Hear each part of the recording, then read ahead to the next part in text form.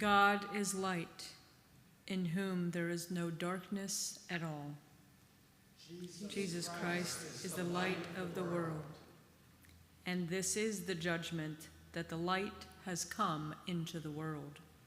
And we love the darkness rather than light. When Jesus had finished praying, he and his disciples crossed the Kidron Valley and went into a garden. Jesus had often met there with his disciples, and Judas knew where the place was. Judas had promised to betray Jesus. So he went to the garden with some Roman soldiers and temple police who had been sent by the chief priests and the Pharisees. They carried torches, lanterns, and weapons. Jesus already knew everything that was going to happen, but he asked, "Who are you looking for?" They answered, "We are looking for Jesus from Nazareth." Jesus told them, "I am Jesus." At once they all backed away and fell to the ground. Jesus again asked, "Who are you looking for?" "We are looking for Jesus from Nazareth," they answered. This time Jesus replied, "I have already told you that I am Jesus. If I am the one you are looking for, let these others go. Then everything will happen just as I said. I did not lose anyone you gave me." Simon Peter had brought along a sword. He now pulled it out and struck at the servant of the high priest. The servant's name was Malchus, and Peter cut off his right ear. Jesus told Peter, "Put your sword away. I must drink from the cup that the Father has given me."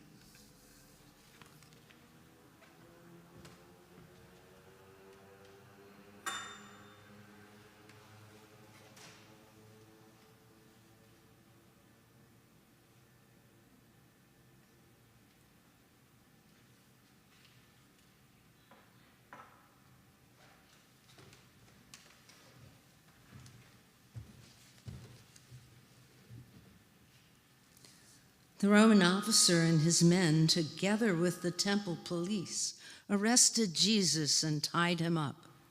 They took him first to Annas, who was the father-in-law of Caiaphas, the high priest that year. This was the same Caiaphas who had told the Jewish leaders, "It is better if one person dies for the people."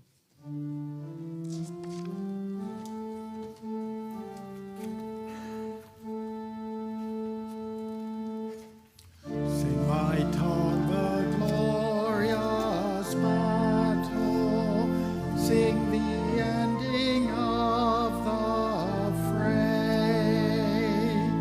Now above the cross the trophy, sound the loud triumphant lay. Tell how Christ the world's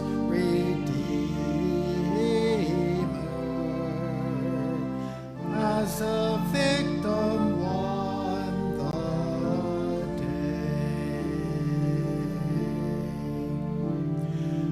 Tell how when at length the fullness of the appointed time was come, Christ the Word was born of woman, left for us his heavenly home, showed us human life made perfect,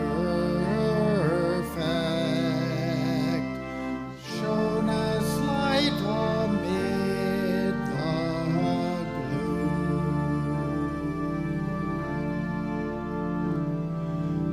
Thus with 30 years accomplished, went he forth from Nazareth,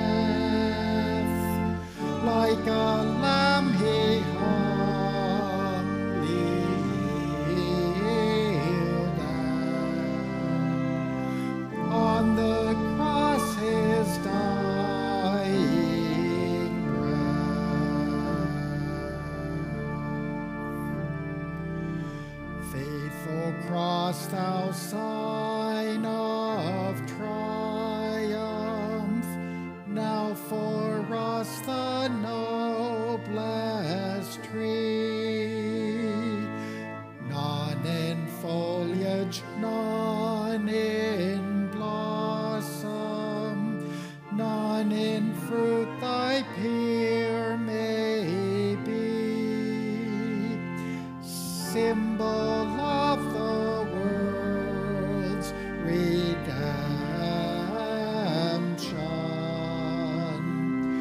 for the weight that hung on thee. Unto God be praise and glory, to the Father and the Son,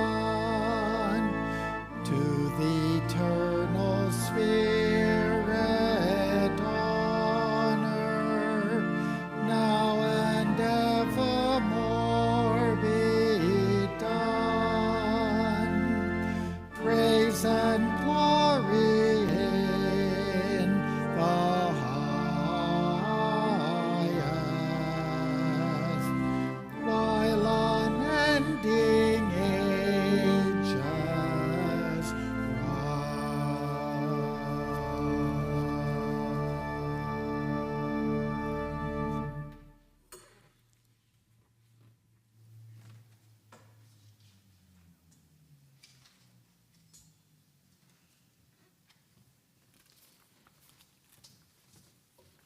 Simon Peter and another disciple followed Jesus. That disciple knew the high priest, and he followed Jesus into the courtyard of the high priest's house. Peter stayed outside near the gate, but the other disciple came back out and spoke to the girl at the gate. She let Peter go in, but asked him, "Aren't you one of that man's followers?" "No, I am not," Peter answered. It was cold, and the servants and temple police had made a charcoal fire. They were warming themselves around it when Peter went over and stood near the fire to warm himself. The high priest questioned Jesus about his followers and his teaching.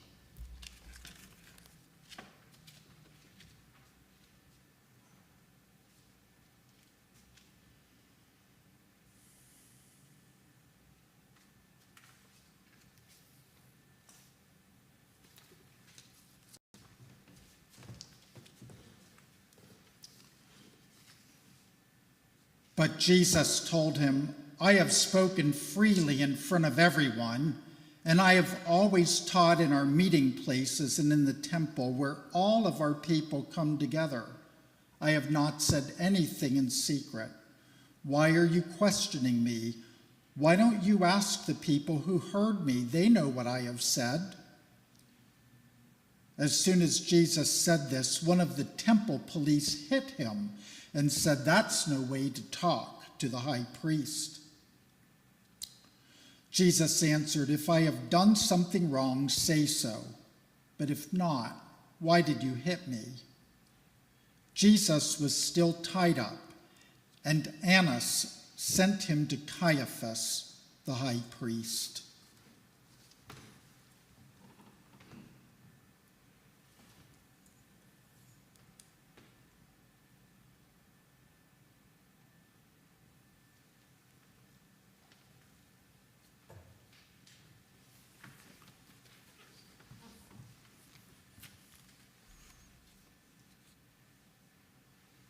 While Simon Peter was standing there warming himself, someone asked him, "Aren't you one of Jesus' followers?" Again, Peter denied it and said, "No, I am not." One of the high priest's servants was there. He was a relative of the servant whose ear Peter had cut off, and he asked, "Didn't I see you in the garden with that man?" Once more, Peter denied it, and right then a rooster crowed.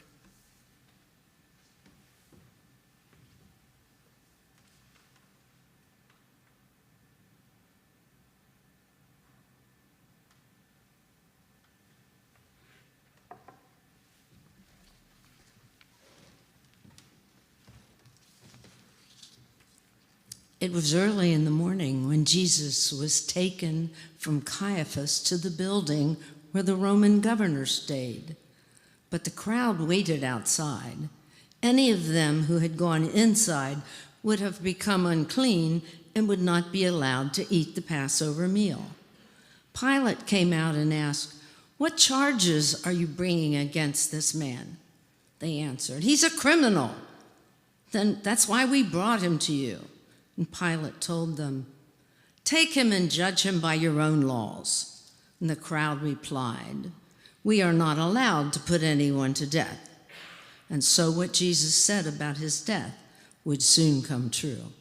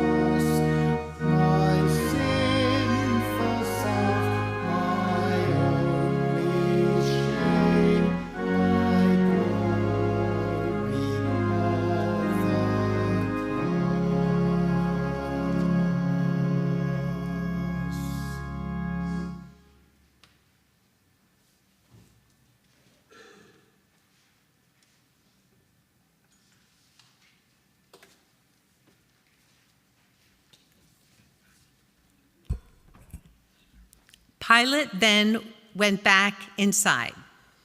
He called Jesus over and asked, "Are you the King of the Jews?" Jesus answered, "Are you asking this on your own, or did someone tell you about me?" "You know I'm not a Jew," Pilate said. "Your own people and the chief priests brought you to me. What have you done?" Jesus answered, "My kingdom doesn't belong to this world. If it did, my followers would have fought to keep me from being handed over to the Jewish leaders. No, my kingdom doesn't belong to this world." "So you are a king," Pilate replied. "You are saying that I am a king," Jesus told him. "I was born into this world to tell about the truth. And everyone who belongs to the truth knows my voice." Pilate asked Jesus, "What is truth?"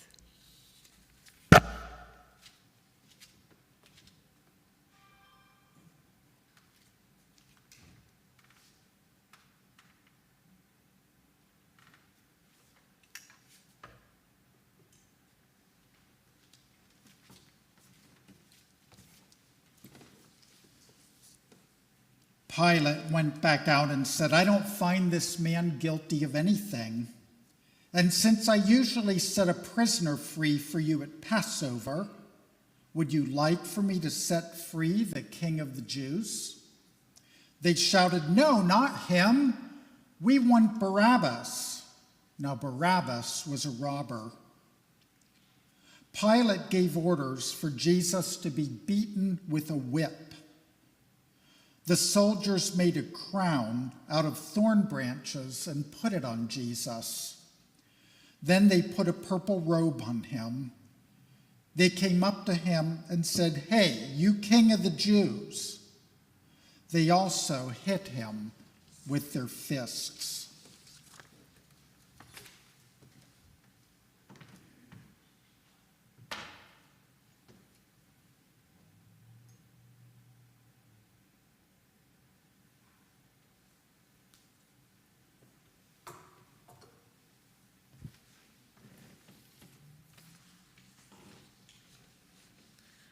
Once again, Pilate went out. This time he said, "I will have Jesus brought out to you again. Then you can see for yourselves that I have not found him guilty." Jesus came out, wearing the crown of thorns and the purple robe. Pilate said, "Here is the man." When the chief priests and the temple police saw him, they yelled, "Nail him to a cross! Nail him to a cross!" Pilate told them, "You take him and nail him to a cross. I don't find him guilty of anything." The crowd replied, "He claimed to be the Son of God. Our Jewish law says that he must be put to death." When Pilate heard this, he was terrified. He went back inside and asked Jesus, "Where are you from?" But Jesus did not answer.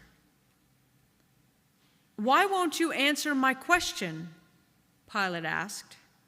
"Don't you know that I have the power to let you go free or to nail you to the cross?" Jesus replied, "If God had not given you the power, you couldn't do anything at all to me. But the one who handed me over to you did something even worse."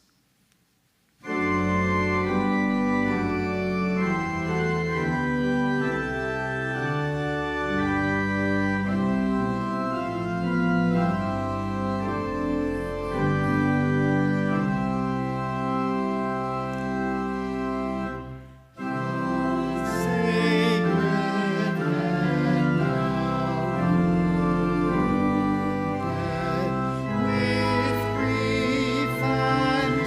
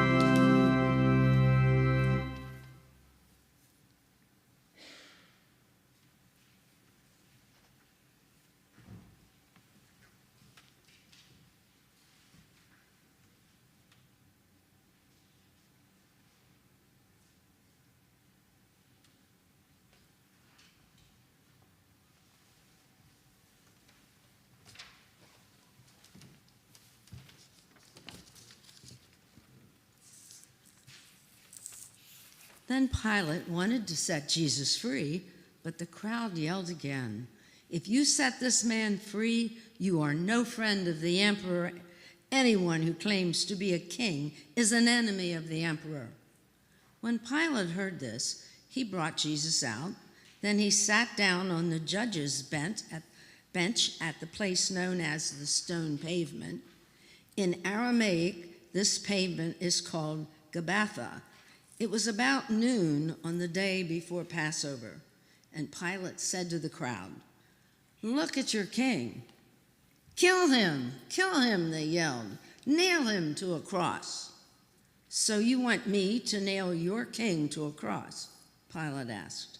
The chief priests replied, "The emperor is our king." Then Pilate handed Jesus over to be nailed to a cross.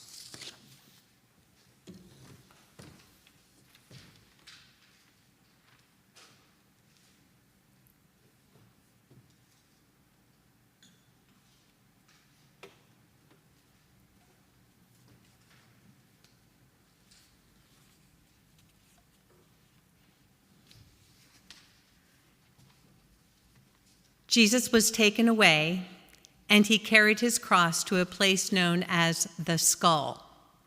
In Aramaic, this place is called Golgotha.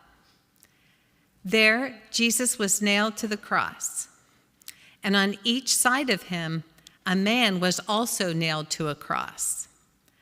Pilate ordered the charge against Jesus to be written on a board and put above the cross. It read, "Jesus of Nazareth, King of the Jews." The words were written in Hebrew, Latin, and Greek. The place where Jesus was taken wasn't far from the city, and many of the Jewish people read the charge against him. So the chief priests went to Pilate and said, "Why did you write that he is King of the Jews? You should have written he claimed to be the King of the Jews." But Pilate told them, "What is written will not be changed."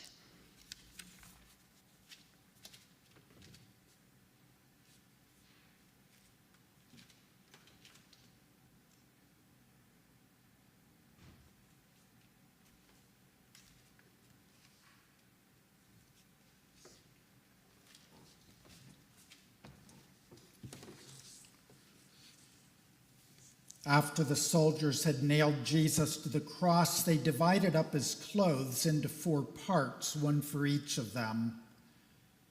But his outer garment was made from a single piece of cloth, and it did not have any seams. The soldiers said to each other, "Let's not rip it apart.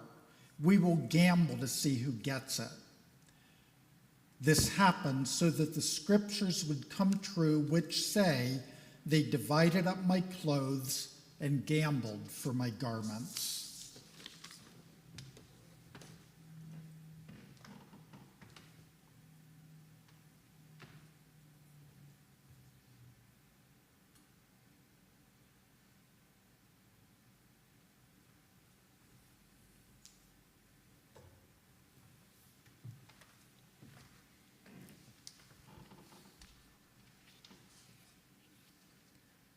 The soldiers then did what they had decided.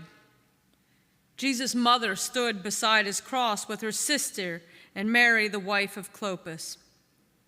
Mary Magdalene was standing there too.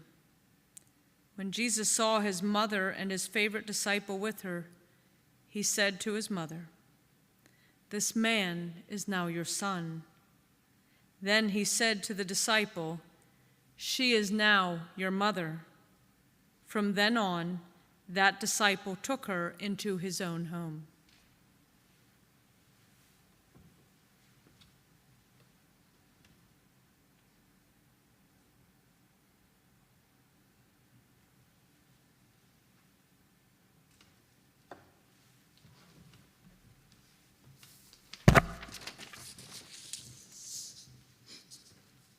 Jesus knew that he had now finished his work. And in order to make the scriptures come true, he said, "I am thirsty." A jar of cheap wine was there, Someone then soaked a sponge with the wine and held it up to Jesus' mouth on the stem of a hyssop plant. After Jesus drank the wine, he said, "Everything is done." He bowed his head and died.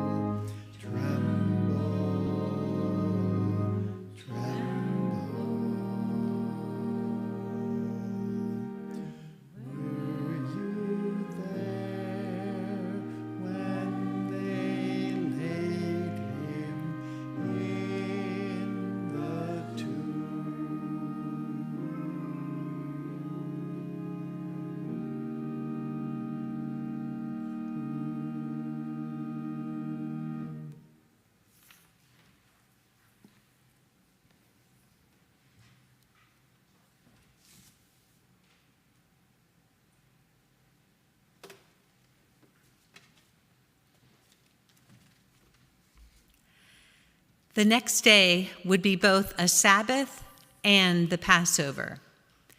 It was a special day for the Jewish people, and they did not want the bodies to stay on the crosses during that day. So they asked Pilate to break the men's legs and take their bodies down. The soldiers first broke the legs of the other 2 men who were nailed there. But when they came to Jesus, they saw that he was already dead. And they did not break his legs. One of the soldiers struck his spear into Jesus' side, and blood and water poured out. We know that this is true because it was told by someone who saw it happen. Now you can have faith too. All this happens so that the scripture would come true, which say, no bone of his body will be broken. And they will see the one in whose side they struck a spear.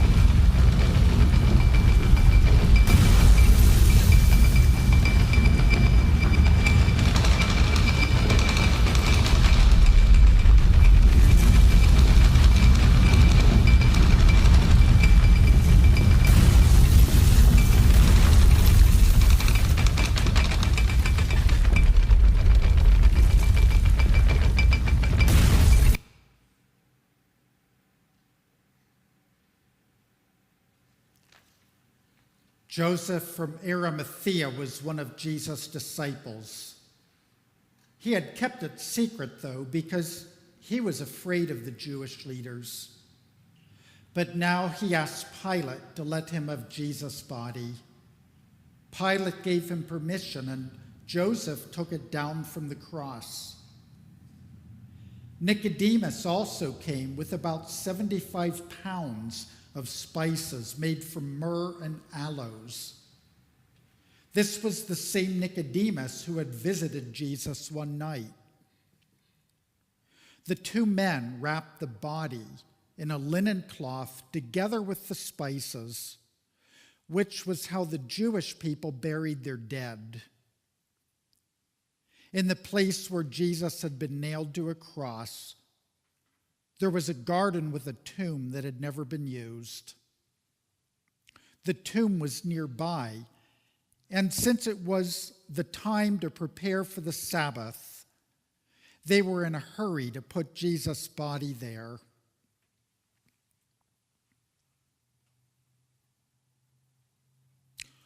Go from here in silence. Go in peace. May Jesus Christ, who for our sake became obedient to death, even death on a cross, keep you and strengthen you this night and forever.